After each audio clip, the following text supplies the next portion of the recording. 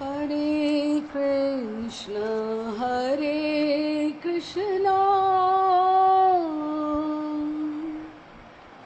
कृष्ण कृष्ण हरे हरे, हरे राम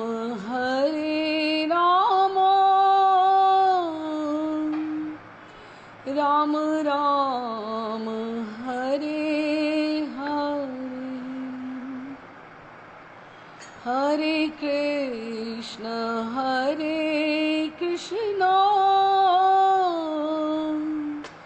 कृष्ण कृष्ण हरे हरे, हरे राम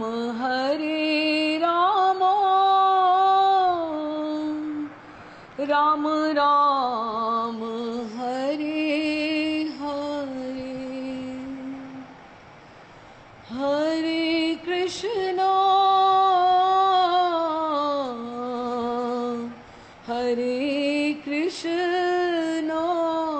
कृष्ण कृष्ण हरे हरे,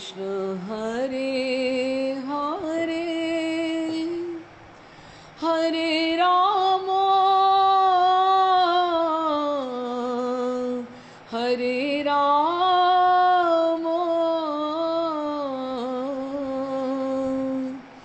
राम राम हरे हरे, हरे कृष्ण कृष्ण कृष्ण हरे हरे, हरे राम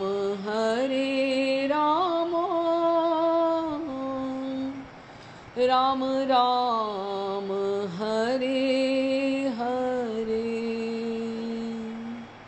श्री कृष्ण चैतन्य प्रभु नित्यानंद, श्री अद्वैत गदाधर शिवासादि गौर भक्तवृंद,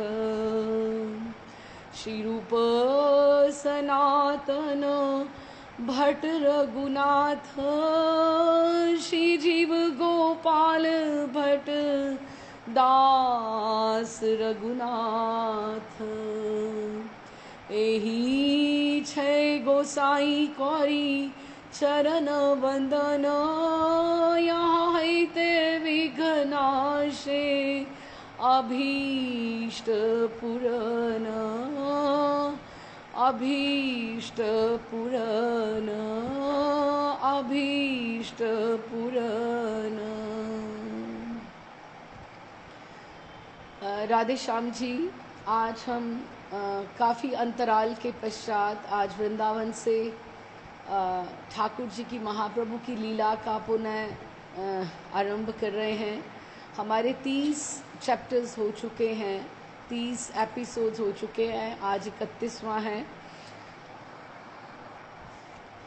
हाँ जी, तो आज हम 31वां एपिसोड जो है हम लोग पुनः आरंभ कर रहे हैं। अगर हमें सबको ध्यान हो तो हमने लास्ट जो ठाकुर जी का किया था वो था महाभाव प्रकाश, जो ठाकुर जी ने आवाहन कर कर के एक एक जन को बुला बुला कर कृपा वितरित की थी।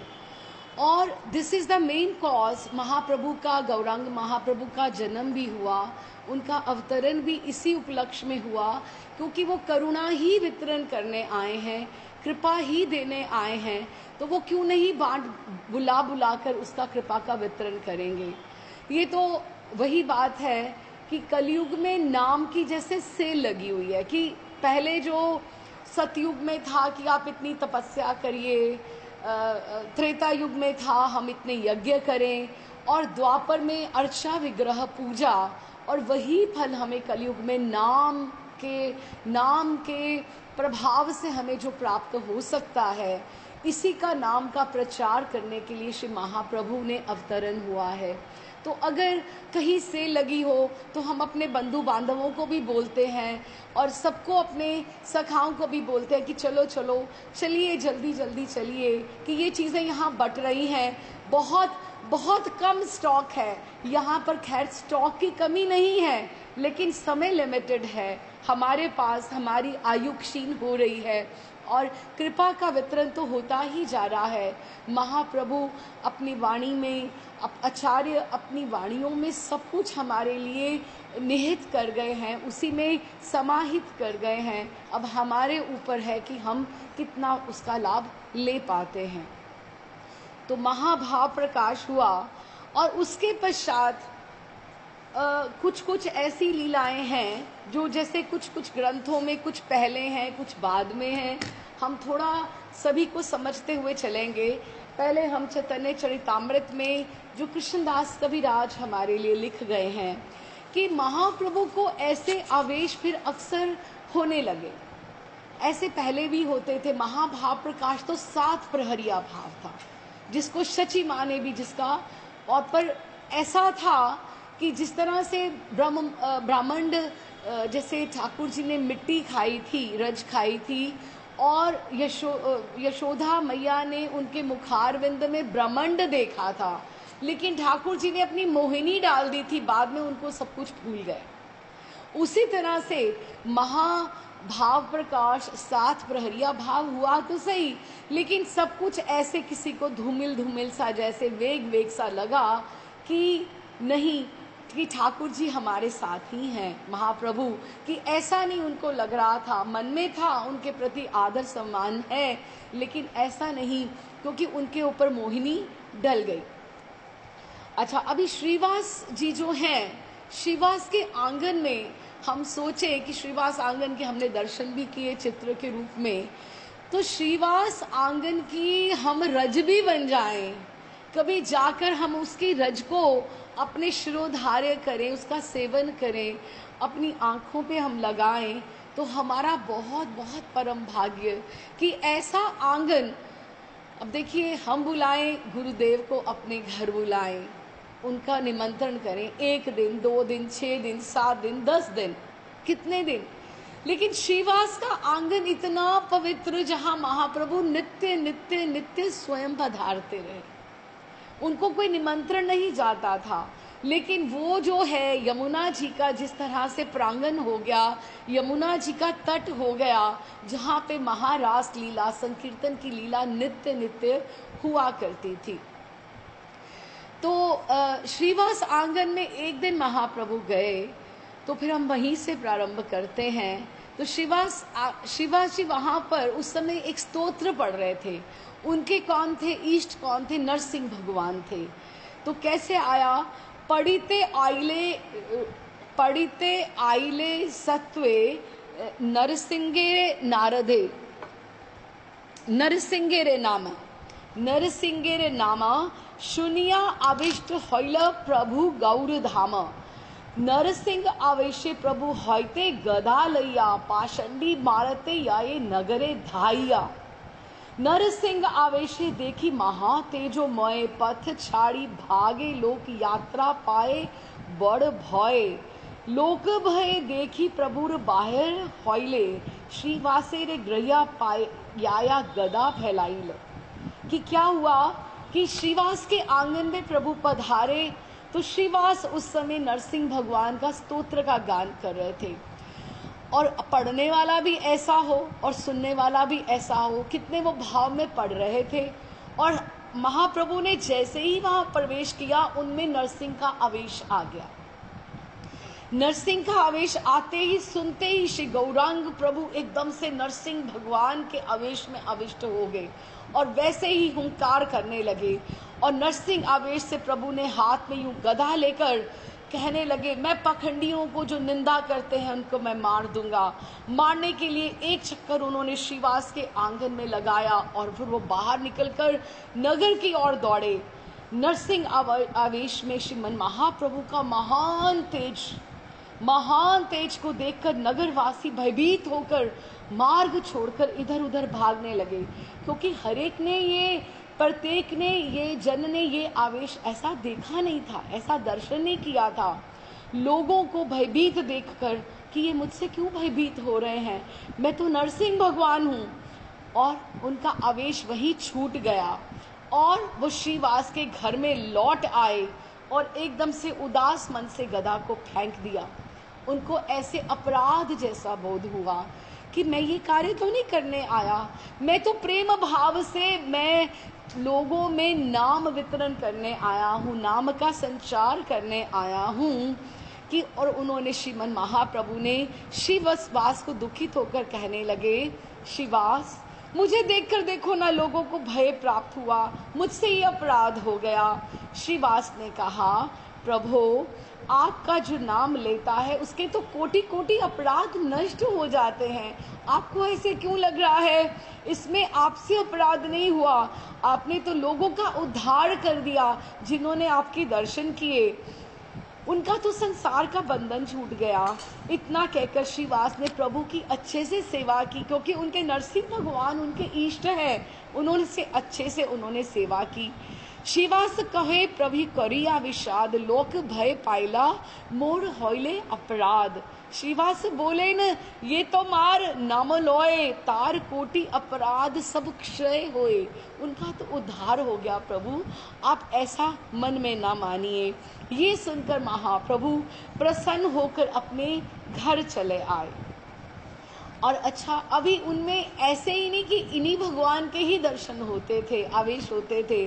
एक दिन क्या हुआ, एक दिन एक शिव भक्त शिव गुण गाता हुआ, अब देखो जितनी ठाकुर जी में महाप्रभु गौरांग महाप्रभु में जितनी सहजता है, ये आचरण स्वभाव, कपटता नहीं, छल फरेब नहीं, जितनी सात्विकता है, जितनी निर्मलता है, उतना ही प्रबल, उतना ही उफान उनका निकलता है, अंदर से वैसा ही भाव आता है। सब देव तो उन्हीं में समाये हुए हैं। एक दिन एक शिव भक्त शिव गुण गाता हुआ और डमरू बजाता हुआ श्रीमन महाप्रभु के आंगन में आया। उस दिन महाप्रभु को महादेव महेश भोले शंकर का आवेश हो गया और प्रभु क्या किए, उस शिव भक्त के कांधे पर चढ़ गए। ये अगर आप नवदीप की पुरानी लीलाएं देखें तो आपको शायद ये चित्र भी कहीं मिल जाएं। शिव भक्त के कंधे पर चढ़ गए और बहुत समय तक डमरू बजाते हुए उनके साथ नृत्य करते रहे। और एक दिन एक भिक्षुक भिक्षा मांगते मांगते महाप्रभु के दरवाजे पर आए। उसने देखा कि वे प्रेमावेश में नृत्य कर रहे हैं। ये देखकर वह भी परम उल्लास में प्रभु के साथ नृत्य करने लगे। प्रभु परम करुणामय सबको आलिंगित कर प्रेम दान कर रहे हैं। और यही करुणा जो विशिष्ट है, यही इस अवतार की, गौर हरि के अवतार की, यही उसका विशिष्ट है, यही उसका विशेष प्रभाव है कि आप जाति नहीं देखते, पात्र अपात्र ना विचार कुरिया, कि आप जो सामने आते हैं उसको यूं ही दृष्टिपात करके प्रेम प्रदान कर देते हैं। वो भी कृष्ण प्रेम में रस में उन्मत्त हो उठा। ये कृष्णदास कविराज ने लिखा है, और दिन शिव भक्त शिव गुण गाए, प्रभुर आंगने नाचे डमरू बजाए, महेश आवेशा होइला शचिर नंदन, तार कांदे चौड़ी नृत्य केला बहु क्षण। कि इस तरह से बंगला में कृष्णदास कविराज ने लिखा है कि उनको इस तरह के आवेश हो जाया करते थे और उसमें वो उन्मत्त होकर करुणा से अपने से आप वो प्रभु दान कर दिया करते थे। एक दिन क्या हुआ, एक दिन एक सर्वज्ञ ज्योतिषी श्रीमन महाप्रभु के घर आए। उनका नाम सर्वज्ञ था। सर्वज्ञ अर्थात जिसको सबका ज्ञान हो, भूत भविष्य का सबका ज्ञान हो। उसका योग्य सम्मान करके प्रभु ने उनसे प्रश्न किया, मैं पूर्व जन्म में कौन था? उनको पूछा। और दिन ज्योतिष सर्वज्ञ एक ऑयला ताहारे सम्मान कौरी प्रभु प्रश्न कोइला। प्रभु ने प्रश्न किया कि आज छिलांगे आमी पूर्व जन्म के ही गणी, मैं कौन था? गणिते लागिला सर्वज्ञ प्रभु वाक्य सुनी, और वो गणित अपना बिठाकर देखे और एकदम से जब वो ध्यान करे तो उसको क्या दिखाई देना शुरू हो गया। गणना करके प्रभु के वाक्यों को सुनकर वह सर्वज्ञ ज्योतिष क्या देखता है कि एक ज्योतिर्मयी मूर्ति उसको दिखाई देने लगी, जो अनंत वैकुंठ और अनंत ब्रह्मांडों का आश्रय रूप है, जो परम तत्व श्रेष्ठ प्रेम तत्व है और ब्रह्म एवं स्वयं भगवान है। और प्रभु के इस रूप को देखकर वो सर्वज्ञ ज्योतिष जो था वो चित्रवत रह गया, उससे कुछ बोला नहीं गया कि अब मैं क्या बोलूं, कि मुझे क्या दर्शन हो रहे हैं। और बोलिते ना पारे कछु, बोलिते ना पारे, उसको बात ही नहीं करनी आ रही, मौन धरिले, मौन रख लिया उसने। प्रभु पुनः प्रश्न कोयले, प्रभु को सब समझ में आ रही है, वो वापस पूछते हैं और कहिते लागिले पूर्व जन्म छिला तुम्ही जगत आश्रय। जब ज्योतिष के मुख से जब कुछ वचन नहीं निकल सके, वो चुप साध कर रह गया।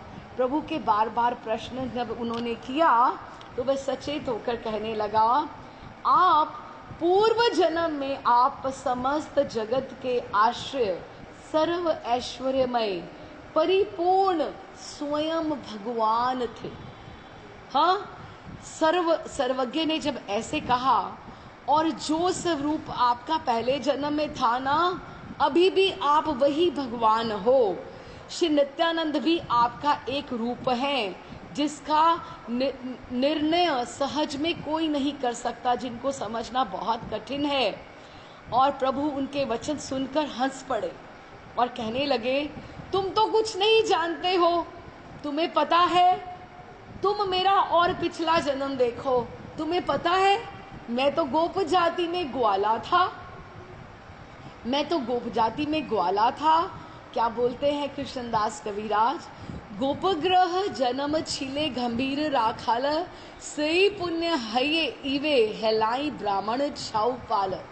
कि मैंने ना, प्रभु ने कहा, तुम्हें पता है मैं एक गोप ब्राह्मण के घर में गोप के घर में मेरा जन्म हुआ था और वहाँ मैं गोपाल था। मैंने सब गैयाओं की बड़ी सेवा की थी और उसी के पुण्य के प्रभाव से अब मैं ब्राह्मण का लड़का हुआ हूँ, ब्राह्मण का लड़का हुआ हूँ। मैं आपको वैसे भी बताएं, थोड़ा सा हम बात करें तो थ्योरी ऑफ एवोल्यूशन जो बोलते हैं, प्रभुपाद जी की भी इसके ऊपर बहुत से ग्रंथ लिखे हुए हैं कि जैसे हम सबसे पहले हम लोग सी एनिमल होते हैं, फिर उसके बाद फिर हम जैसे जिसमें जलचर हो गए, फिर हम नभचर बनते हैं, पक्षी बनते हैं, फिर उसके पश्चात हम लोग जलचर बनते हैं, जैसे गैया की योनि, कुत्ते की योनि, बिल्ली की योनि, फिर उसमें भी फिर हमें मनुष्य योनि उसके पश्चात मिलती है। मनुष्य की योनि में हम ऐसे ही नहीं आ जाते। और फिर उसमें भी अगर आप देखो शूद्र जाति में हो, आप कार्य कौन सा करते हो, कि अगर हमें मैनुअल जॉब हम करते हैं, जैसे चमार का काम है, कुम्हार का काम है, या कुछ मिट्टी ढोने का काम है, ऐसे कोई काम है, तो ये मैनुअल काम हो गए ना। अब मैनुअल काम करने वाले भी तो कितना रुपया कमाते हैं, और ऐसे कोई ऑफिसर हो वो कहीं और उतने ही घंटे काम करे तो उसको कितने पैसे मिलेंगे, है ना। तो इस तरह से शूद्र जाति में हो आप वैश्य जाति में हो, आप पैसे का कारोबार करते हो, और उसमें फिर अगर आप क्षत्रिय जाति में हो, आपका दिल बहुत उदार है, आप खूब पैसे कमाते हो, आप में बड़ा स्वाभिमान है, अपना गौरव है, और उसके ऊपर भी अगर आप ब्राह्मण कुल में उत्पन्न हुए हो। श्री राधा गोविंद महाराज कहते रहे और हमारे महाराज श्री कहते रहे कि अगर तुम एक भारतीय हो और तुम अगर मनुष्य जन्म अगर आपको मिला है, अगर आप एक भारत में आप किसी एक अच्छी परंपरा से एक गुरु की शरणागत हो गए हो, तुम्हें कृष्ण रूपी इष्ट प्राप्त हो गए हैं। अब देखो ना, कितने देवी देवता हैं, हिंदू धर्म में कितना कितना विस्तार है, हम कहाँ कहाँ नहीं अटक सकते। आपको पता है आप पिछले जन्मों में कहाँ कहाँ से कृपा लेकर हम कृष्ण जन्म में कृष्ण को हमने इष्ट रूप में इस जन्म में प्राप्त किया है। ये एक जन्म का पुण्य नहीं हो सकता है। आपको नहीं पता है हम कितने जन्मों के पश्चात, इसीलिए हम बार बार कहते हैं कि अगर ये आपको अवसर मिला है तो इसे चूक मत जाना। अगर तुम ब्राह्मण कुल में पैदा हुए हो, ब्राह्मण कुल वैसे अगर जन्मजात से आप ब्राह्मण हो, प्रणम्य है, लेकिन अगर जो कर्म फिलॉसफी कहती है अगर आप वैष्णव हो तो आप ब्राह्मण, अगर आप दीक्षित हो तो आप ब्राह्मण हो, आप वैश्य नहीं हो। हम क्षत्रिय नहीं हैं अगर हम वैष्णव हैं, अगर हमने कंठी धारण की है, अगर हम ठाकुर जी का प्रसादी अन्न ही हम ग्रहण करते हैं तो हम ब्राह्मण ही हैं। उसकी तुलना ब्राह्मण से ही की जाती है, क्योंकि हम अगर आप देखो ना, कोई शर्मा हो, कोई ब्राह्मण हो और कोई वो मांसाहार करता हो और बाहर हो, तो आप क्या उसको ब्राह्मण मानोगे क्या? ना, आप अपने कर्मों से हम ब्राह्मण होते हैं, हम ब्राह्मण जन्म से ब्राह्मण नहीं होते हैं। तो इसीलिए अगर हम भारतीय हैं, हिंदू हैं, हम कृष्ण को हमने इष्ट माना है, तो आप सोचो आपका इस बार दाव लग गया है, आप एक बाजी जीतने की तैयारी कर रहे हो। चूक मत जाना, उसमें हार मत मान लेना, उसमें हार मत मान लेना। आप एक योद्धा की तरह, एक भक्त का जीवन जो होता है आसान नहीं होता है। एक भक्त का जीवन होता है जो बहुत कमिटेड होता है। बहुत बार पुजारी लोग से बात होती है ना, तो कहते हैं कि बाहर वाले लोगों को लगता है जो मंदिर के जो पुजारी होते हैं तो कितना अच्छा बढ़िया बढ़िया रोज प्रसाद मिलता है, तो क्या करना है, बस ठाकुर जी का श्रृंगार करो, प्रसाद पाओ और बहुत बढ़िया, ना कोई बिजनेस की चिंता, ना कोई चिंता, ना कुछ। लेकिन आपको पता है उनके घर में वो जो प्रसाद जब पाते हैं ना, वो कभी गर्म करके नहीं पाते हैं, जो उनकी थाली में रख दिया जाता है वो वैसे ही पा लेते हैं। एसिडिटी प्रॉब्लम, सुबह के समय उनको एक्सरसाइज करने का, योगा करने का समय नहीं मिलता है, उनको एकदम कमिटमेंट होती है, इतनी माला करनी है, हमें ठाकुर जी की सेवा मंगला करनी है, नींद भी प्यारी हो भी तो भी उनको इतनी कमिटमेंट होती है, इतने बजे खड़े होना है, क्योंकि सार्वजनिक रूप से मंदिर को खोलना है, कितने भक्त लोग दर्शन करने के लिए आते होंगे। ये एक पुजारी का जीवन रहता है, ये एक भक्त का जीवन रहता है। आप बोलो आपकी तबीयत खराब है, लेकिन फिर भी आप चूक जाओ कि मैं अपने ठाकुर की सेवा ना करूं, कभी हो सकता है क्या?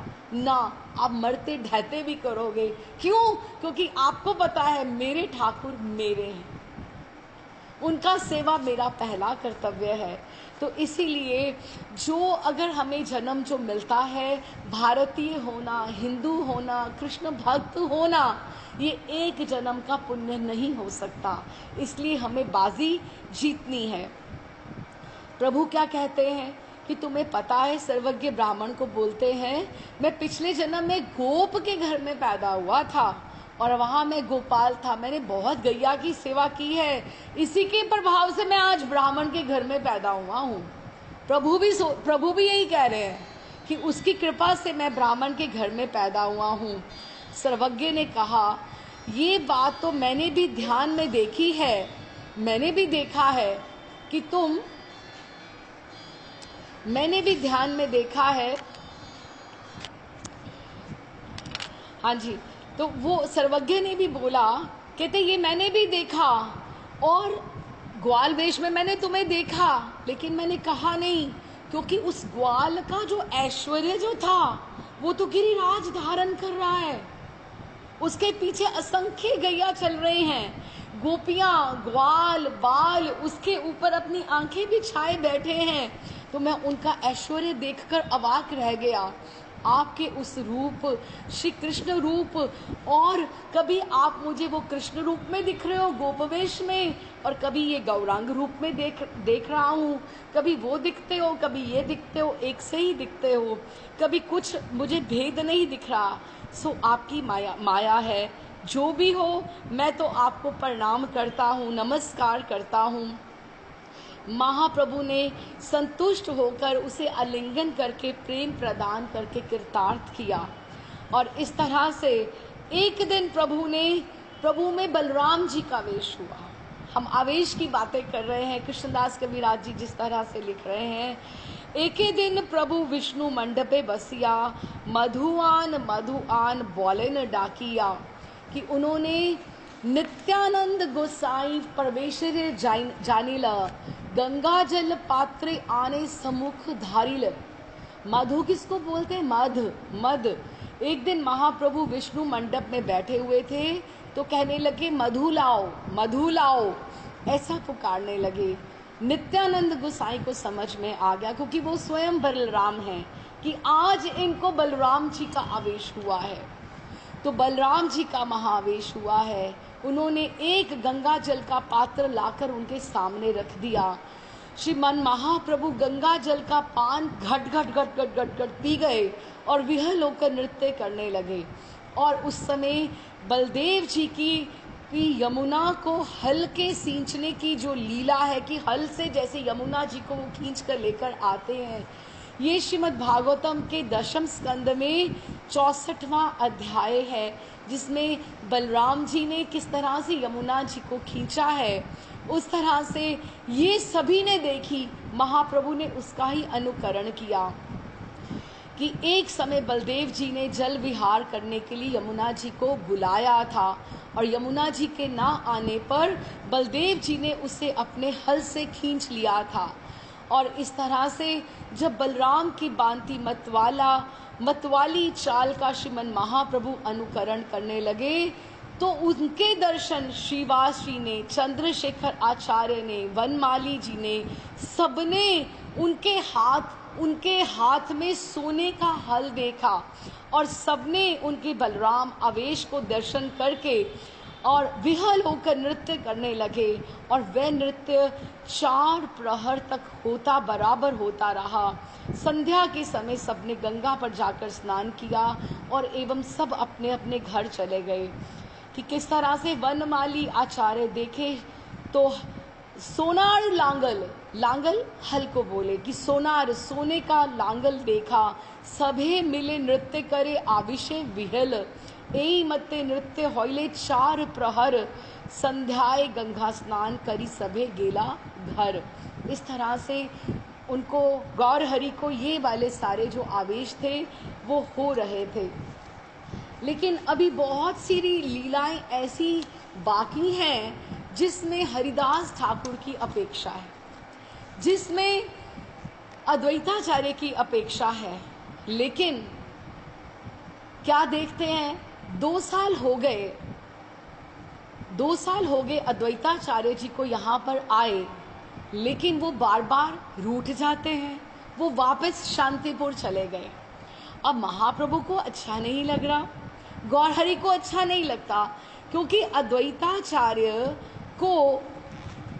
अद्वैताचार्य को श्री गौरहरि ने ही आकर्षण करके पहले शांतिपुर से नवदीप बुलाया, और आपको नदिया में रहते हुए 2 वर्ष बीत गए, और गौर सुंदर को सब भगवान मान रहे हैं, भीतर से सबको पता है। लेकिन क्या होता है, गौरहरि अद्वैताचार्य को अवस्था के अनुसार, क्योंकि वो उम्र में उनके पिता के बराबर है, 50 वर्ष बड़े हैं, तो वो उनको प्रणाम करते हैं, जो वो उनको अच्छा नहीं लगता है। गौर सुंदर की नित्य लीला, नूतन लीला को देखकर उनको आनंद तो होता है, परंतु आपको एक चिंता सदा घेरे रहती है, वो ये कि विश्वंभर सबको तो भगवान रूप में प्रसाद देते हैं और मेरे प्रति वो गुरु बुद्धि रखते हैं। अब उनको ये वापस ये प्रॉब्लम होता है, बार बार वो रूठ कर उनको लगता है कि वो मुझे दंडित करे, मुझे शासित करे। अब आप देखो ना, आपका बेटा घर में आए तो आप उसको बोलो, हाँ जी आप सिटिंग रूम में लेके जाओ, आप बैठिए जी, मैं आपके लिए कौन सी ड्रिंक लेके आऊँ, मैं आपके लिए कैसे करूँ, तो वो बोलेगा आप माँ को आज क्या हो गया है कि माँ मुझे थोड़ा दूर दूर रख रही है, अपनापन नहीं दिखा रही है। तो अद्वैताचार्य ऐसे ही चाहते हैं कि वो जिस तरह से सबके साथ व्यवहार करते हैं, जिसको शासन करते हैं, किसी को दंडित करते हैं, मेरे में वो गुरु बुद्धि नहीं रखे। उनको ये बातें अच्छी नहीं लग रही हैं, तो वो क्या कहते हैं, उनको मन में एक ही बात आती है कि गुरु बुद्धि रखते हैं, ये ठीक नहीं। सोचते सोचते उनको एक उपाय सूझा। आपने सोचा कि श्री गौर हरि करने तो भक्ति का प्रचार आए हैं और इसीलिए उन्होंने अवतार लिया है, बस अब मैं ये भक्ति का ही विरोध करूंगा। पहले तो भक्ति के लिए तो आए, अब कह रहे हैं मैं भक्ति का ही विरोध करूंगा और गौर हरि क्रोध करके मेरे पास आएंगे, मेरे केशों को पकड़ करके अपने चरण उनको मेरे वक्षस्थल के ऊपर रखने पड़ेंगे, मुझे ताड़ित करना पड़ेगा। ये सोचकर आप शांतिपुर पधारे। ये एक बार नहीं हुआ है, हम ये सुन चुके हैं, ये पहले भी एक दो बार इस तरह से हो चुका है। लेकिन अभी लीलाएं कैसे, जगाई मदाई उद्धार होना है। हरिदास प्रभु तो रहते ही अद्वैताचार्य के साथ हैं, जगाई मदाई उद्धार का प्रसंग कैसे आएगा, है ना। नगर संकीर्तन होना है, काजी के उद्धार का प्रसंग आना है, कैसे होगा जब अद्वैताचार्य हरिदास ठाकुर ही नहीं वहाँ होंगे। अभी कितने सारे और प्रसंग आने हैं, संन्यास लीला होगी, सब धीरे धीरे करते हुए आएंगे, लेकिन कैसे कथा आगे चलेगी। तो वो शांतिपुर चले गए, तो उन्होंने ये सोचकर वहाँ जाकर ज्ञान की चर्चा का आरंभ कर दिया।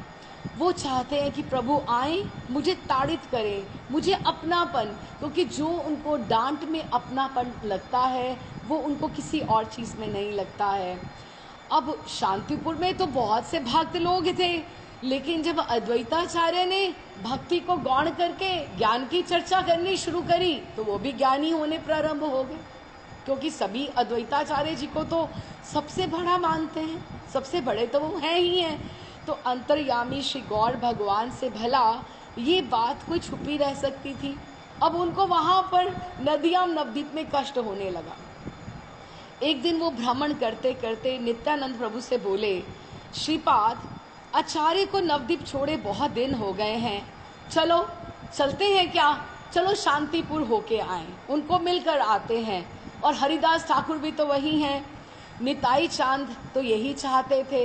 वे बोले, भगवान ये तो आपने बहुत अच्छा विचार किया, चलो चलते हैं। दोनों भाई चले और मार्ग में गंगा तट पर ललितपुर नामक एक गांव में पहुंचे। वहां पर एक वाम मार्गी सन्यासी रहता था तो वो सन्यासी, लेकिन वो एक स्त्री के सहित वो निवास करता था वो वाम मार्गी। अब देखो ना, किसी का वही बात है, महाप्रभु गौर हरि ने जिस पर कृपा करनी है पात्र अपात्र विचार नहीं करने के लिए वो आए हैं। तो उन्होंने दयालु निताई चांद उसकी सब करतूत को भली प्रकार जानते थे और आज उनका उद्धार करने की आपके मन में आ गई। श्री गौर हरि से बोले, प्रभु यहाँ एक सन्यासी महात्मा रहते हैं, अगर आप कहें तो उनसे हम मिलते चलें। तो गौरचंद्र को तो सन्यासी के नाम से तो वैसे ही मानते थे कि बड़ा भाग्य है कि जो सन्यासी के दर्शन होंगे।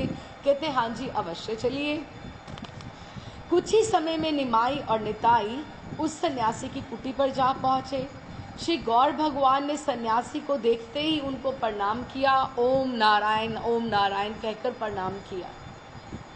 महात्मा ने गौर हरि का इतना भुवन मोहन रूप सुंदर देखा और आनंदित होकर आशीर्वाद करने लगे।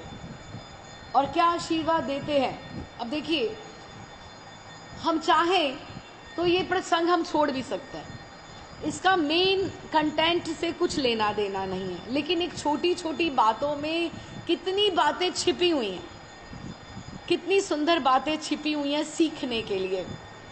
महात्मा ने आशीर्वाद दिया, आप हम समझते हैं क्या आशीर्वाद दिया, धन भरे। अब आपको भी कोई बोले तो आप कैसा लेंगे, लेट्स एग्जामिन अवरसेल्फ। हमें कोई बोले तुम्हारे पास बहुत पैसा हो जाए, इसका मतलब क्या है कि आपको वो बहुत सारी डिजायर्स में फंसा रहा है, आपको जन्मों से मुक्त नहीं कर रहा, आपको भक्ति नहीं दे रहा, वो आपको इधर उधर घुमा रहा है। अच्छा, उसने क्या बोला? धन बढ़े, वंश बढ़े, तुम्हारे पुत्र आदि आगे बढ़े, दादा परदादा, तो मतलब तुम आगे और आगे तुम बढ़ो, तुम्हारा विवाह हो। वो तो खुद स्त्रीगामी था, सन्यासी होने पर तुम्हारा विवाह हो, तुम्हें विद्या लाभ हो, तुम्हारी विद्या बहुत आगे बढ़े। ये संसार में तो आप कोई भी कहो तो यही कुछ तो मांगेगा, नहीं मांगेगा। This is all material things. ये मटीरियली यही तो है, हर कोई जो आशा करता है। किसी को आप ये तो नहीं कहो तुम्हारे धन की हानि हो या तुम्हारा वंश नहीं बढ़े, ऐसा तो कोई नहीं बोलता। लेकिन महर्षि क्या बोलते हैं? बड़े महर्षि की अगर हम वाणी को याद करें, जो हमारे पुराने दीक्षित हैं, सबको पता होगा, एक ही उनके मुख में आशीर्वाद निकलता था, कृष्ण रतिर मतिर अस्तु। कृष्ण में तुम्हारी रति हो, रति हो, रति अर्थात प्रीति हो, रति प्रीति, तुम्हारा प्रेम जो है कृष्ण से हो जाए। रतिर मति, तुम्हारी मति जो है, बुद्धि है, वो कृष्ण में ही लगी रहे। अस्तु, यही आशीर्वाद अगर है तो एक यही आशीर्वाद है जो हमें लेना चाहिए और एक आचार्य को देना चाहिए। किसी से जाकर आचार्यों को बोलना, मुझे ये प्रॉब्लम है, फैक्ट्री नहीं चलती, बिजनेस नहीं चलता, मेरे पुत्र की शादी हो जाए, ये सब छलावा है। This is all something material. We should not. वो तो खुद स्वयं सब कुछ छोड़कर, त्याग कर, नाम प्रचार के लिए आप अपने वो जीवन को दाव पे लगाकर बैठे हैं। और हम उनसे क्या मांग रहे हैं?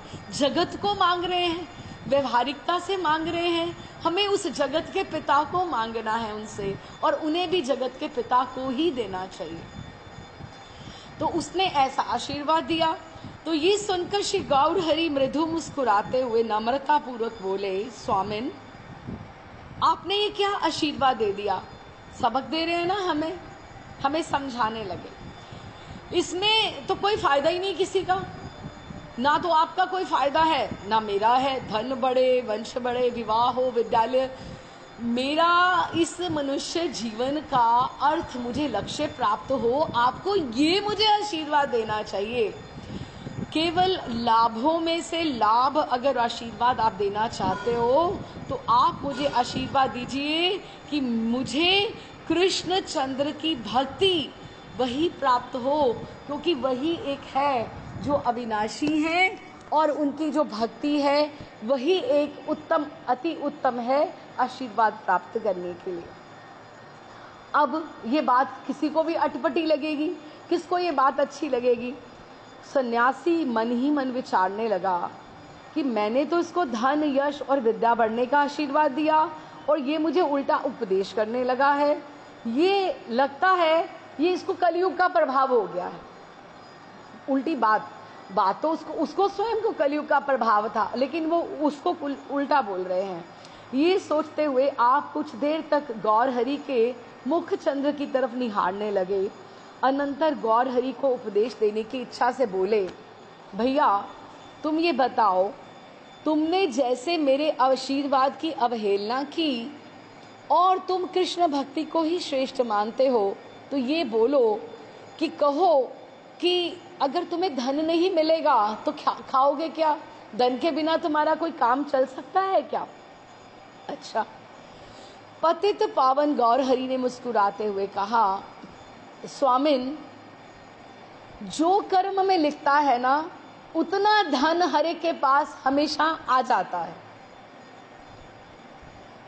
अगर आप बहुत मेहनत करो भी और आपके पास अगर वो धन का योग नहीं है तो वो नहीं आएगा, और अगर आप के पास वो योग है तो वो धन की प्राप्ति हो जाती है। हम मीरा के में भी हमने पढ़ा था बहुत साफ साफ शब्दों में कि केवल और केवल मनुष्य जीवन में अगर हम चाहें सब कुछ हमें मिल सकता है कर्मों के अनुसार। केवल और केवल जो भक्ति है, कृष्ण भक्ति है, वही है जो हमें प्रयत्न से, हमें कर्मों के अनुसार नहीं मिलती है, उसके लिए हमें प्रयत्न करना पड़ता है। बाकी सभी हमें चीजें हमारे हाथ में हम लेकर आए हैं। अगर देखो, महाप्रभु ने कहा है, धन तथा वंश की सभी इच्छा करते हैं कि मेरा वंश बढ़े, धन बढ़े, पर फिर भी लोगों के देखते देखते ये नष्ट भी तो हो जाते हैं। क्या वो उसको रोक पाते हैं क्या? नहीं ना। उसी प्रकार आप देखिए कि कोई भी प्रयत्न नहीं करता कि मुझे ज्वर हो जाए, लेकिन ज्वर हो जाता है ना। बीमार हम हो जाते हैं ना, हम उसके लिए प्रयत्न तो नहीं करते हैं, रोग तो ऐसे ही आ जाते हैं। तो इसीलिए बहुत सारी चीज़ें जो स्वाभाविक ही हमें मिल जाती हैं, वो हमारा प्रारब्ध है और इसका हेतु कर्म है जो हमने पिछले जन्मों में संचित वो किए हैं। कर्म का वो कारण है। और स्वामी वेद भगवान सुकर्म करने से स्वर्ग की प्राप्ति, अच्छा अगर हम कर्म करें तो हमें अच्छे पुण्यों से क्या प्राप्त होगा? स्वर्ग। लेकिन अज्ञानी पुरुष उसमें संतोष कर लेते हैं। हमारे महर्षि कहते हैं कि देखो, पुण्य और पाप पुण्य और पाप, अगर आप पुण्य करते हो तो आपको सब ऐश्वर्य मिलेंगे।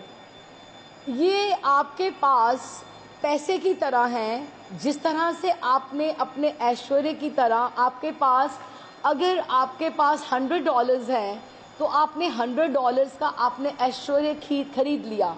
बेस्ट रूम, बेस्ट होटल या स्वर्ग में अलॉटमेंट आपने ले लिया।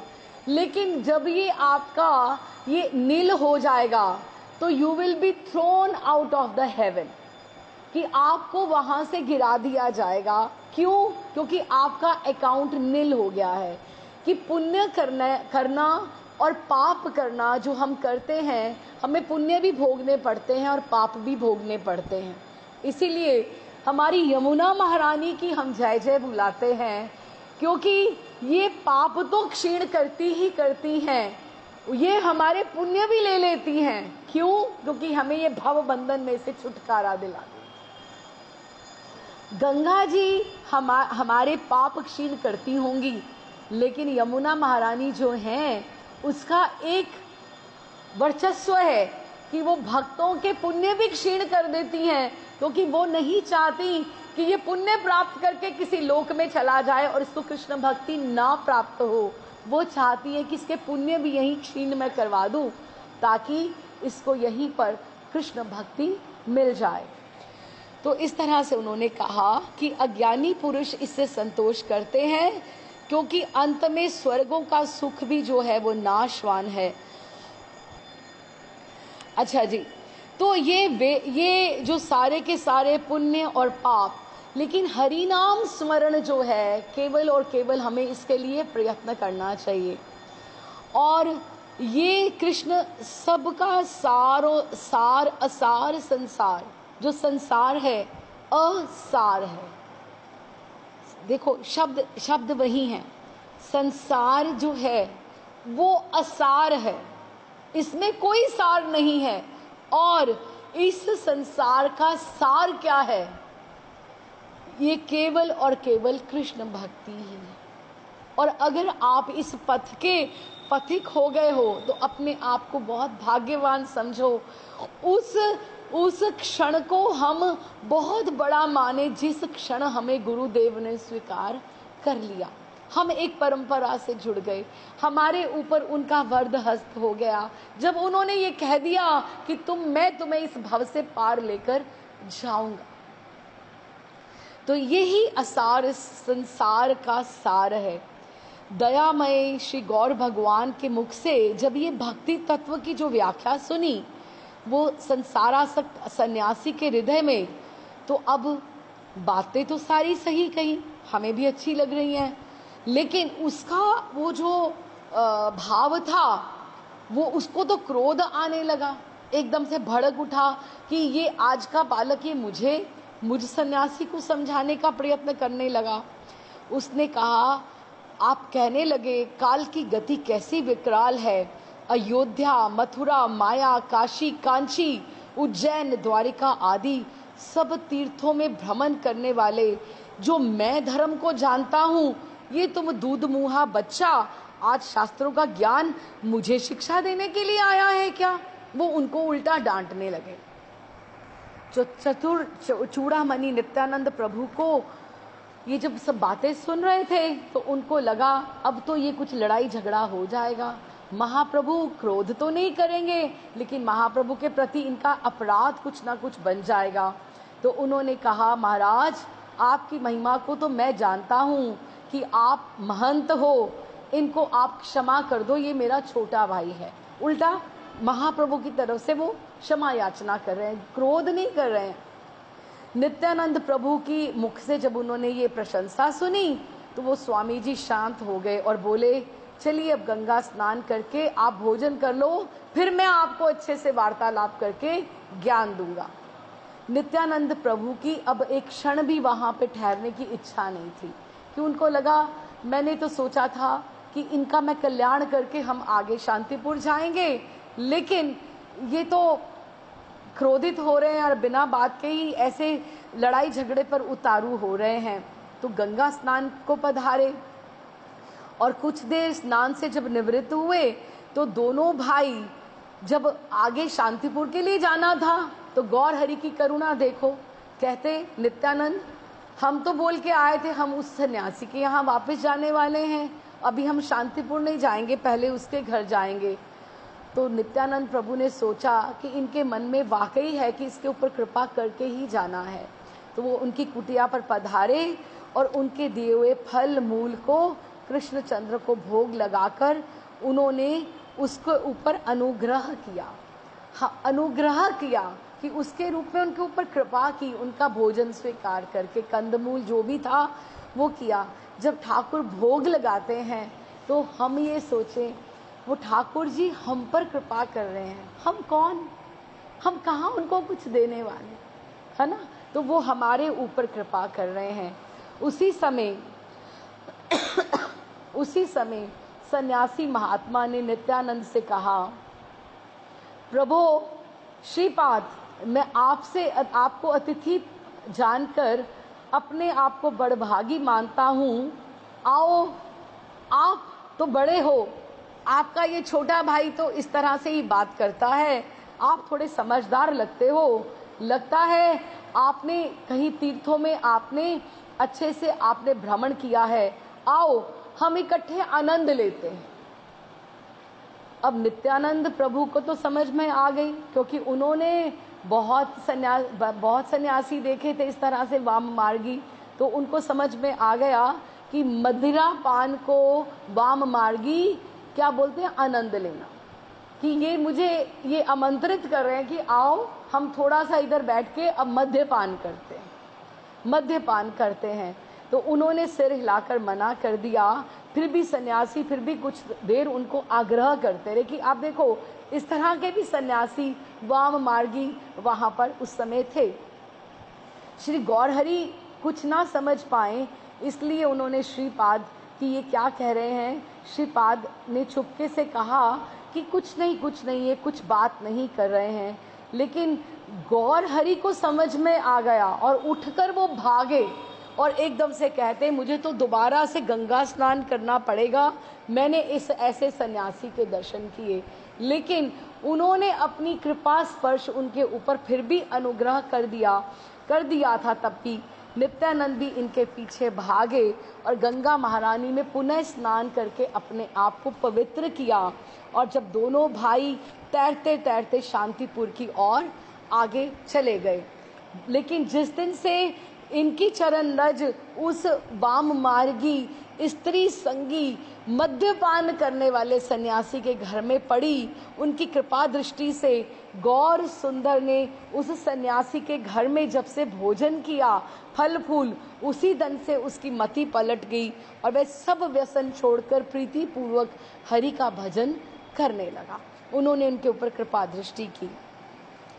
तो अभी गंगा महारानी के ऊपर वो जब तैरते हुए एकदम से जा रहे थे, तो गंगा महारानी की आप थोड़ा सा हम देखें, पहले भी मैंने आग्रह किया था ज्योति से कि वो जो बहुत सुंदर एक चित्र था, आपने एक बार भेजा, किसी के पास भी अगर सेव हो, जो एक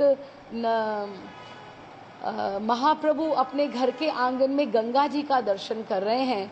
किसी के पास अगर वो सेव हो तो आप प्लीज शेयर कीजिएगा, वो बहुत सुंदर चित्र था। लेकिन ये भी चित्र बहुत सुंदर है कि गंगा माना नहीं, देखिए वो तो है ठाकुर जी के चरणों का धोवन, लेकिन आज जब वो तैरते हुए जा रहे हैं, जब तैरेंगे तो ठाकुर का जो वक्षस्थल है ऐसे नीचे होगा ना, ऐसे नीचे होगा ना।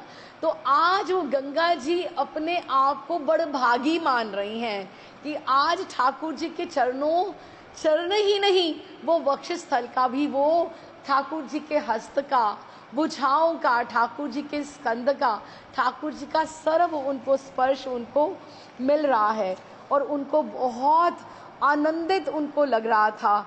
और बीच बीच में हरि हुंकार गरजते हैं कि मैं तो, और कहते जाते हैं अद्वैता अद्वैता हे नाड़ा मैं आ रहा हूँ, मैं तो शयन कर रहा था क्षीर सागर में, तू अब ज्ञान योग सिखाएगा, देख मैं आता हूँ, अभी आता हूँ, तेरी भक्ति को मैं देखता हूँ तू कैसे छिपाएगा, कैसे तुम सबको ज्ञान, और उनमें वो आवेश आना प्रारंभ हो गया।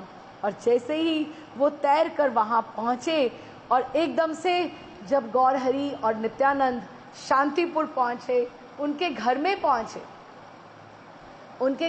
पहुंचे तो उन्होंने उनको बोला, जब ही देखा, अभी देखो ना, किसी को दिखाने के लिए कोई आ जाए तो कोई बहुत अच्छा गाना शुरू कर दे, ओह फला जना आया है तो मैं और अच्छा गाता हूँ, ये कोई जिसको गाने के लिए ये बात हो रही हो, तो वो तो ये कर ही रहे थे, ज्ञान का उपदेश तो उसी के लिए कर रहे थे कि ये सुन ले कभी आकर कि मैं ज्ञान का उपदेश कर रहा हूँ, और आके मुझे खूब मारे पीटे, दंडित करे, मुझे मेरे पे शासन करे। तो उन्होंने और जोर से भक्ति को एकदम से नीचे गिराना शुरू किया। और हरिदास तथा अन्य भक्तगण इतने ध्यान पूर्वक उनका उपदेश सुन रहे थे। उसी प्रकार गौर भगवान एकदम से अवधूत निताई चांद के संग अद्वैत सभा में वहां पे पधारे, अद्वैत सभा में पधारे। ठीक से अद्वैत सभा में पधारे। अद्वैत सभा में पधार के एकदम से उन्होंने क्या किया, उन्होंने गौर हरि की मुख कांति एकदम से क्रोध के कारण, अभी देखो किसी के ऊपर तो कोई गलत कर रहा है, वाम मार्गी है, स्त्रीगामी है, मद्यपान कर रहा है, और उसके ऊपर यूं ही कृपा करके आ रहे हैं, और किसी को दंड से कृपा कर रहे हैं। देखो ये ठाकुर की लीला है ना, उनका अपना स्वभाव है ना।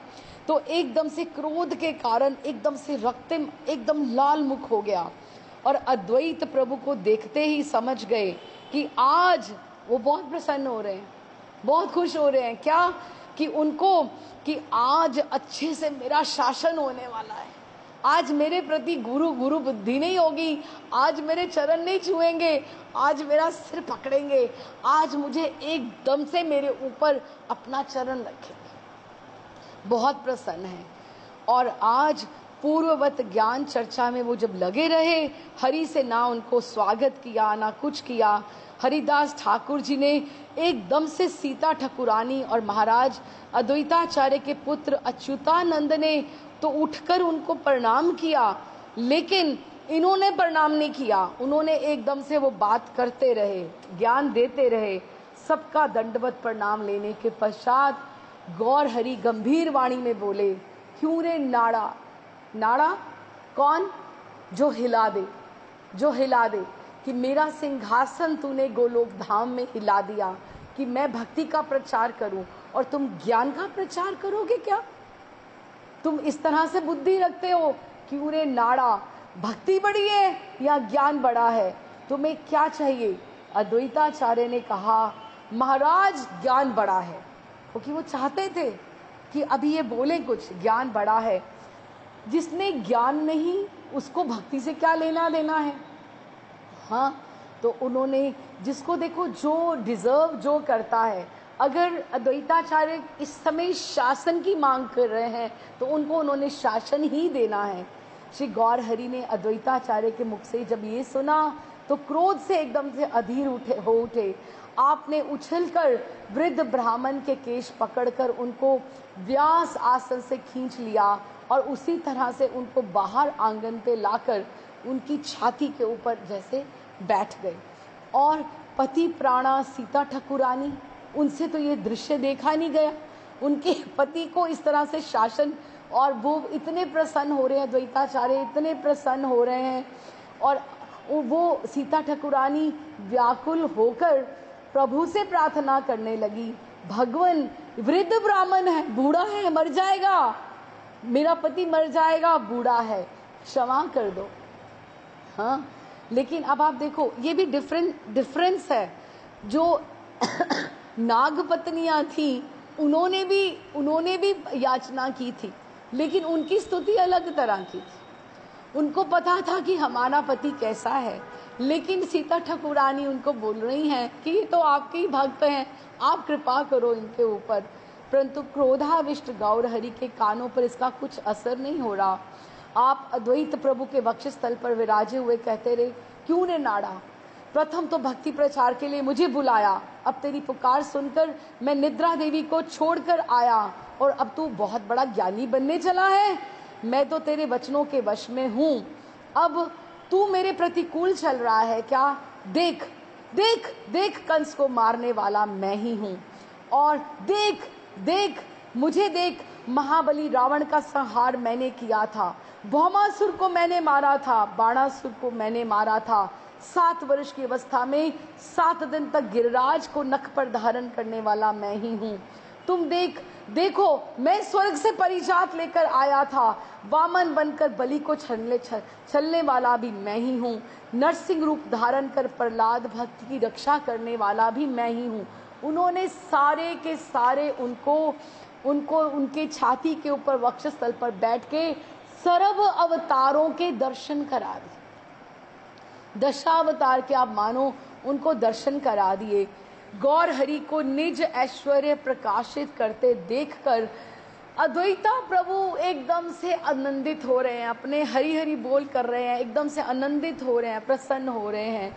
और क्या भक्त वांछा कल्प तरु, अगर हम ये बोलते हैं भक्तों की इच्छा को पूर्ण करने वाले हैं, तो वो अद्वैताचार्य जो उनके सबसे बड़े भक्त हैं, उनकी इच्छा की कैसे पूर्ति नहीं करते।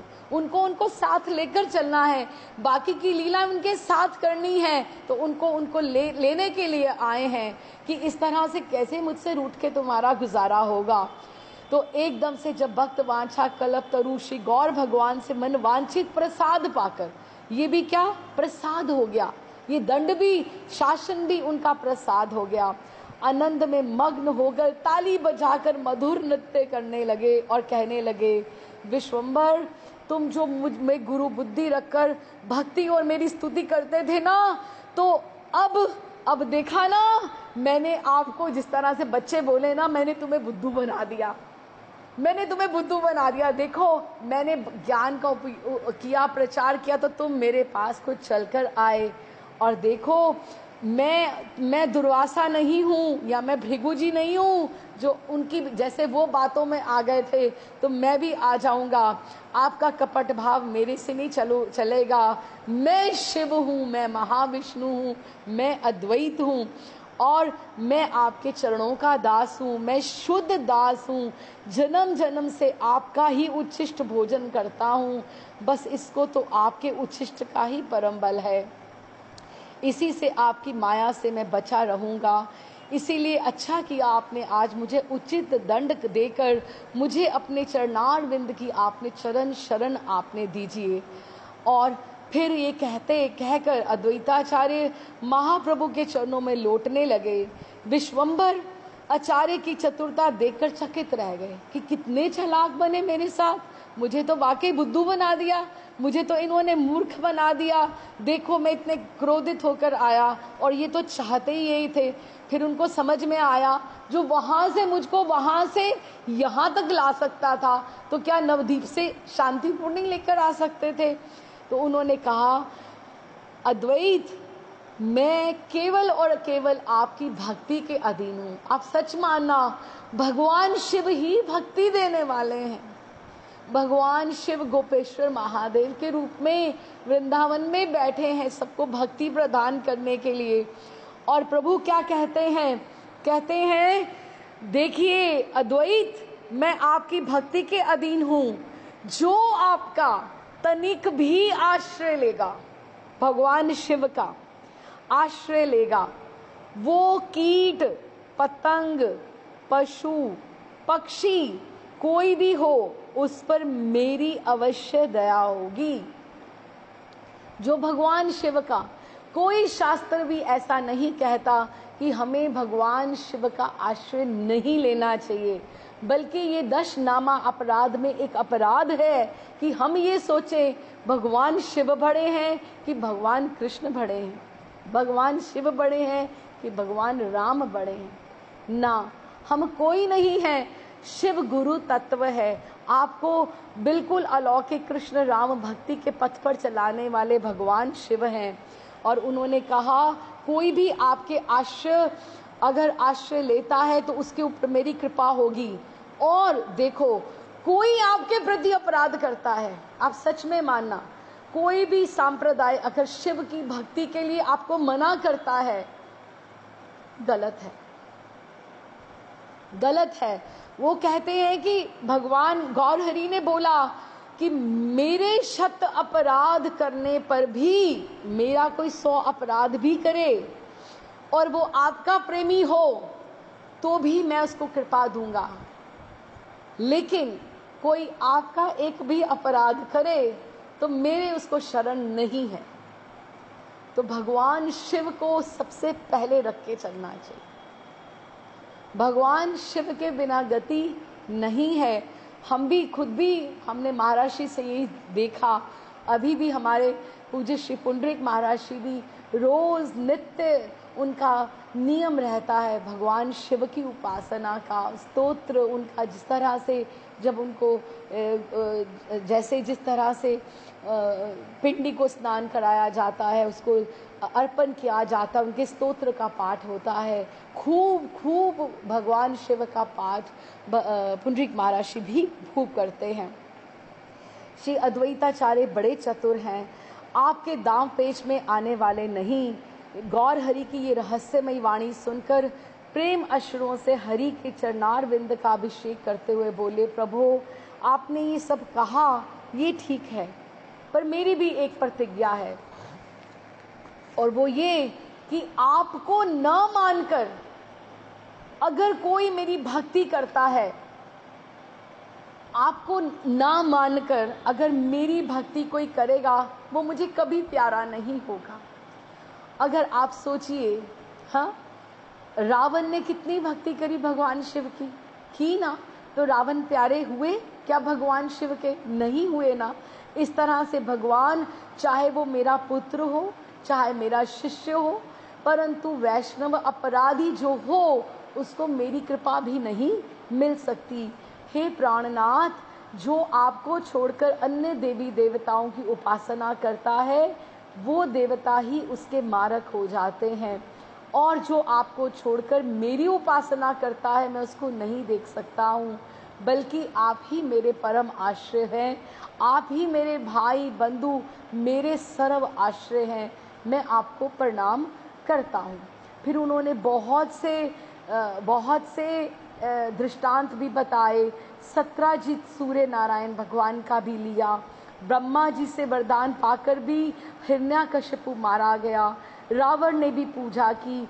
इस तरह से करके उन्होंने कितने सारे कि जो शिव आदिक, उन्होंने यही एक ही बात का निर्णय किया कि जो आपकी भक्ति करता है वो मूल में, जैसे एक वृक्ष के मूल में, जड़ में पानी ना दो और आप पत्तों को पानी दे दो तो उसका क्या अर्थ? आप ब्रांचेस को, शाखाओं को वहां पानी दो तो उसका कोई अर्थ नहीं है। इसीलिए भक्ति करो तो कृष्ण राम की करें, अगर हम करें तो वो जड़ में पानी दे दिया तो उसकी भक्ति मुझे भी प्राप्त होती है। ऐसा चैतन्य भागवत में लिखा गया है कि वही मेरे पूजा का अधिकारी होगा जो आपका परम आश्रित होता है। जिस प्रकार भक्त श्री भगवान के गुणगान का परम आनंद का लाभ करते हैं, वही प्रकार श्री भगवान भी अपने भक्तों की महिमा गान करने का सुख अनुभव करते हैं। श्री अद्वैत की प्रशंसा प्रभु कर रहे हैं, प्रभु उनकी प्रशंसा कर रहे हैं और वो उनकी प्रशंसा कर रहे हैं। गौर हरि कहने लगे, भक्तों, उन्होंने अति सूक्ष्म बात कही, हमें ध्यान लगाकर सुनना चाहिए और इसके साथ ही हम विश्राम करेंगे। उन्होंने कहा, मन लगाकर सुनो, जो अधम से अधम मेरे भक्त का अपमान करके मेरा पूजन करता है, मेरे भक्त जो हैं वो मेरा शरीर है, जो मेरे भक्त हैं वो मेरा शरीर है। अभी आप सोचो, जो हम किसी आचार्यों की निंदा करें, किसी भी संप्रदाय के हो, आचार्य तो आचार्य है ना, हम किसी की भी अवहेलना करें, उनको हम निरादर करें, तो हम भगवान कहते हैं कि वो मेरे शरीर का छेदन करते हैं, मैं उसको स्वीकार नहीं करता। तो महाराज श्री भी कहते हैं, तुम्हारी गैया तुम्हारी गैया तुम्हारी गैया, उसको तुम अच्छा खाने को दोगे तो दूसरे को क्या मारोगे, काटोगे क्या? उसकी गैया गैया नहीं है क्या? इसीलिए सब आचार्य, सब भक्त परिवार, सारे के सारे जो हैं वो प्रणम्य हैं, हमारे से बहुत ऊंचे हैं। तो उन्होंने कहा कि जो अधम मेरे भक्त का, किसी आचार्य का वो निरादर करता है, वो अगर मेरा पूजन करता है और उनको पीछे रखता है, तो वो पापी मेरे शरीर का छेदन करता है और उसकी पूजा मेरे अंग को मैं स्वीकार नहीं करता हूँ, वो मुझे अग्नि के समान लगती है। जो मेरे भक्त की एक बार भी निंदा करता है, उसको मेरा कल्प वृक्ष नाम भी संहार कर डालता है। इसीलिए हमें ये सदा सोचना चाहिए कि हमें किसी की भी निंदा, किसी आचार्यों, किसी संत, किसी महात्मा, किसी की भी निंदा नहीं करनी चाहिए। वो हमारे से बहुत ऊपर है। जो वे अनंत ब्रह्मांड सब मेरा ही वास है और इसमें जो जीवों को कष्ट देता है वो आप ही कष्ट पाता है, क्योंकि आप सब लोग मेरे को प्राणों से, मेरे भक्त मेरे प्राणों से भी मुझे अधिक प्रिय हैं। जो सन्यासी होकर अनिंदक की निंदा करता है और उसका अधोपतन हो जाता है, उसके तो पुण्य भी क्षीण हो जाते हैं। इसीलिए सब निंदा छोड़कर केवल और केवल मात्र कृष्ण भजन में ही अपनी प्रवृत्ति लगानी चाहिए, इसी में आपका कल्याण है। तो इस तरह से उन्होंने कहा कि आपको भगवान और भक्त दोनों की ही निंदा नहीं करनी चाहिए, दोनों की ही स्तुति करनी चाहिए। इसलिए शिव और विष्णु को एक ही तत्व समझना चाहिए। और इस प्रकार ये प्रेममय जो संवाद था, इनका विश्राम हुआ। गौरांग देव ने कहा सीता ठाकुरानी से कि बहुत भूख लगी है मैया, आप जल्दी से भोजन सिद्ध कीजिए और हमें कुछ खिलाइए। और पाक तैयार होने पर गौरांग महाप्रभु, नित्यानंद प्रभु, अद्वैताचार्य तीनों से जाकर प्रसाद पाने की आपने प्रार्थना की और इनसे प्रार्थना की, स्वीकार कर तीनों प्रभु भोजन गृह में पधारे। वहाँ श्री कृष्ण चंद्र को भोग लगाकर हरिदास ठाकुर आदि सब भक्तों को प्रसाद देकर भोजन का विश्राम किया गया। और कुछ दिन अद्वैताचार्य के घर रहकर शुद्ध भक्ति का प्रचार किया। श्रीमन महाप्रभु शांतिपुर नाथ अद्वैताचार्य को साथ लेकर नवद्वीप पधारे कि अभी सब बहुत क्रिटिकल लीलाएं हैं, आपके बिना नहीं चलने का, अब आप वहीं वास कीजिएगा। तो शांतिपुर को नाथ को, अद्वैताचार्य को लेकर नवद्वीप पधारे। अल्प काल में ही नदिया वासी, नदिया बिहारी, बिना इतनी ही थोड़े दिनों में, आप सोचो अभी तो संन्यास होना है, अभी थोड़े ही साल बचे हैं, तो अभी नदिया बिहारी जब महाप्रभु शांतिपुर आए हैं, कितने दिन के लिए आए हैं? 4, 5, 6, 7 दिन के लिए आए हैं। तो नवद्वीप धामवासी एकदम व्याकुल आकुल हो गए थे। तो उन्होंने, महाप्रभु ने सबको प्रेम आलिंगन दान कर कृतार्थ किया, उनके विरह को शांत किया और समस्त नदिया नगरी में आनंद महोत्सव होने लगे। श्री अद्वैताचार्य अभी सीता ठाकुरानी के साथ नवद्वीप में ही रहने लगेंगे और गौर हरि के संन्यास लेने से पूर्व कभी भी इनको छोड़कर शांतिपूर्वक वो नहीं जाएंगे, क्योंकि अभी काजी उदार होना है, नगर संकीर्तन होना है, और अब खूब इसकी अब लीला धाराएं। अभी तो देखिए अभी क्या हुआ है कि अभी जितना प्रचार हो रहा था श्रीवास आंगन में हो रहा था, अभी श्रीवास आंगन में कृपा करके सभी भक्तों को उन्होंने अपनी शक्ति संचार करके पुष्ट कर दिया है। अभी नित्यानंद प्रभु, हरिदास ठाकुर, अद्वैताचार्य, सारे मुकुंद, सारे के श्रीधर, सारे के सारे एक एक अलौकिक स्तंभ हैं जो अब नाम प्रचार के कार्य में आगे उनका सहयोग करने वाले हैं। तो अब सारे के सारे अब किस तरह से आगे नाम प्रचार, नवदीप धाम से ये कार्य शुरू होगा, और हम जगाई मदाई के उद्धार की बात अगली बार की लीला में करेंगे। तो कैसे उनका उद्धार होगा और किस तरह से नवदीप में नाम प्रचार का कार्य आगे बढ़ेगा, तो उसके बारे में फिर हम बात करेंगे। Radhe Shyam ji, it was after such a long gap, but I hope आप लोगों ने थोड़ा सा रिकैप करके उसको कैच अप किया होगा। It is very nice to see you all, and we will try to continue from Vrindavan only. जितने दिन हम यहाँ पर हैं हम प्रयास करके बीच बीच में हम क्लासेस हम करते जाएंगे। हो सकता है थोड़ा डेज इधर उधर हो, थोड़ा समय ऊपर नीचे हो, but we'll try to continue.